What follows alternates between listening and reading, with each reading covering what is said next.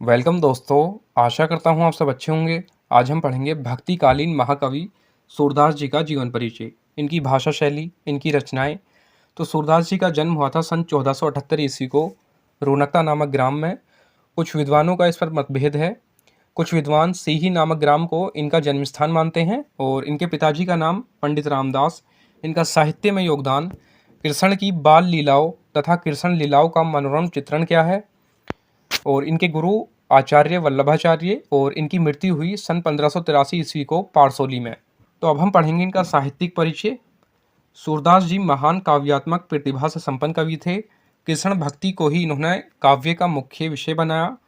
इन्होंने श्री कृष्ण के सगुण रूप के प्रति शाखा भाव की भक्ति का निरूपण किया है। इन्होंने मानव हृदय की कोमल भावनाओं का प्रभावपूर्ण चित्रण किया है। अपने काव्य में भावात्मक पक्ष और कलात्मक पक्ष दोनों पर इन्होंने अपनी विशिष्ट छाप छोड़ी है। इसे आप नोट करते चलें, यह एग्जाम के पॉइंट ऑफ व्यू से काफ़ी इंपॉर्टेंट है। आगे चलते हैं। अब हम पढ़ेंगे सूरदास जी की रचनाएं। भक्त श्रोमणी सूरदास जी ने लगभग 1.25 लाख पदों की रचना की थी, जिनमें से केवल 8 से 10,000 पद ही प्राप्त हो पाए हैं। काशी नागरी प्रचारणी सभा के पुस्तकालय में ये रचनाएं सुरक्षित हैं। पुस्तकालय में सुरक्षित रचनाओं के आधार पर सूरदास जी के ग्रंथों की संख्या 25 मानी जाती है, किंतु इनके 3 ग्रंथ ही उपलब्ध हुए हैं, जिनको हम आगे डिस्कस करेंगे। सूरदास जी की पहली रचना है सूरसागर। यह सूरदास जी की एकमात्र प्रमाणिक कृति है। यह एक गीति काव्य है जो श्रीमद् भागवत ग्रंथ से प्रभावित है। इसमें कृष्ण की बाल लीलाओं, गोपी प्रेम, गोपी विरह, उद्धव, गोपी संवाद का बड़ा मनोवैज्ञानिक और सरस वर्णन है। आगे चलते हैं। सूरदास जी की दूसरी रचना है सूर सारावली।